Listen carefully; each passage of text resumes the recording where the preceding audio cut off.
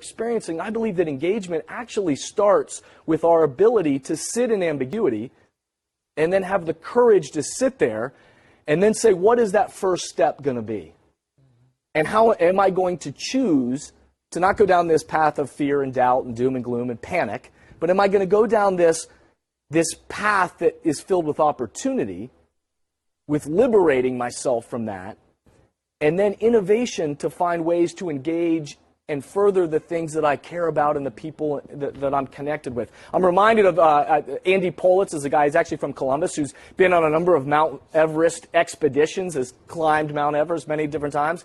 And I remember him telling about the story that stuck with me all these years, that when you get to a certain height on Everest, the elevation you get up there, the oxygen gets so thin that you need to take 4 breaths before you can even take a step. Like literally, they wake up at 3 in the morning in their tents, and they have to sit there and go,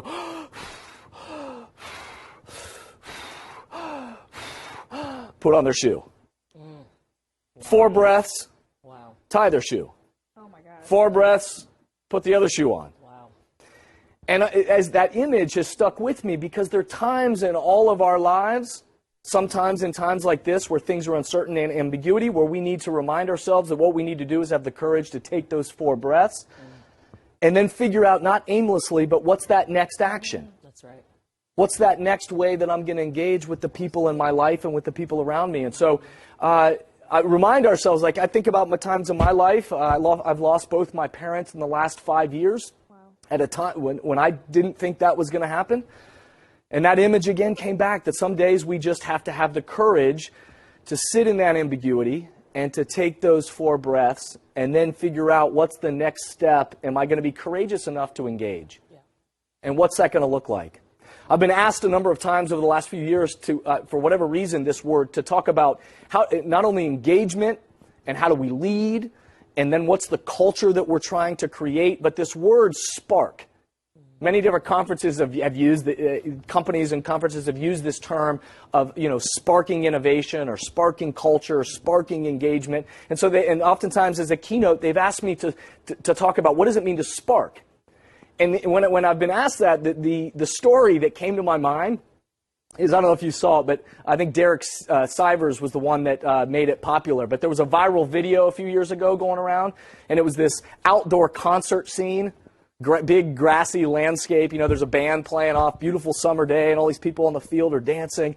And in the midst of this scene, all of a sudden there's this one guy that leaves the pack, leaves the crowd, and he goes out into this empty part of the field.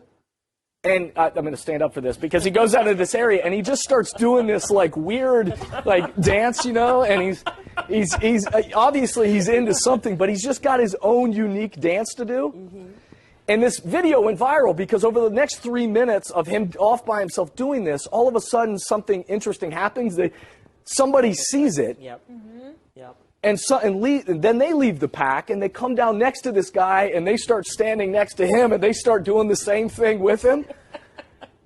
And all of a sudden, over the next 3 minutes of the video, you watch the entire culture and the whole field shifts. Mm-hmm. And everybody starts to go down, and then the whole field, the whole landscape changes from this one guy, and then everybody, it was something like that. He was doing all this funky stuff. Yeah, that's exactly right. And it's an amazing thing. But anyway, I've been asked, so what is that spark? What sparks engagement? What sparks leadership? How do we begin to spark something new in our lives or in our culture? And the best I've come up with is that all of us have an opportunity every single day to spark. And again, not aimlessly, but intentionally. And what I think about is that to create a spark, you have to have 2 things collide, right? To create friction. That's right. And it starts with, for us personally, a discomfort that we have with something in the world. Something makes us uncomfortable. My own discomfort with something, for this guy, it was like, I can't be just doing the same thing in the pack. I need my space. I got to go out here. I got to do my own authentic dance, whatever that is for you. But something in us, and if you think about entrepreneurs, Beyonce, you think about athletes, you think about people who've done movement makers and change makers, there's been a moment in their life where their discomfort with something collides with the comfort of their own gifts. Yes. And from this discomfort, and this comfort of their own gifts, something collides and it creates this spark, and all of a sudden we choose to engage. We choose to step forward into something and lean into a relationship, a project, a company that we say, no, I'm going to be a part of this. I'm going to share in the creation of this meatloaf, right? And something happens. But from that initial spark then of engagement, the reality is the flames, the initial spark is a one-time kind of spark. And we have a chance to spark every day. But the reality is true engagement then comes when all of us as individuals, again as leaders, but also entire groups of people and organizations decide to say, because how does a spark then move from a spark to a flame, is we have to breathe oxygen into it. Right. And so if you ever started a campfire, you get down, we've done a lot of campfires around our house lately, is you get down, with your kids and you start blowing on the flames and all of a sudden you breathe oxygen into it. And so all of us as humans, in our own lives, but then certainly across organizations, we have an opportunity. And the question is what are we breathing oxygen into in our lives? And so everybody listening, I hear the question I ask, and I hope that you'll add into the chat function is, what is it what needs you to breathe oxygen into it? What is that engagement that you're looking for? Who are the relationships that maybe need you to breathe oxygen into? And how do you need to receive oxygen to? But what are the projects that you want to breathe oxygen into? Not recklessly, aimlessly, like being busy just for the sake of being busy. But my second book is called Remember. And the reason why it's called Remember is what are those things we need to remember each day cognitively? But then what's that active choice to remember, to re-up and renew our membership, to step forward intentionally and say, I'm going to breathe oxygen into this. And so it's something I've been thinking a lot about lately is in terms of engagement, but in my own life, but certainly with the companies and organizations I serve is, what are we going to breathe oxygen into?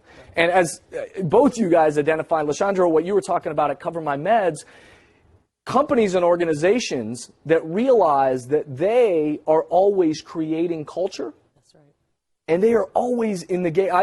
People ask me, what is my job and role as I support teams and organizations or speak at events? I say, my job is to help engage the minds and hearts of people and help everybody participate in the culture that you're trying to create.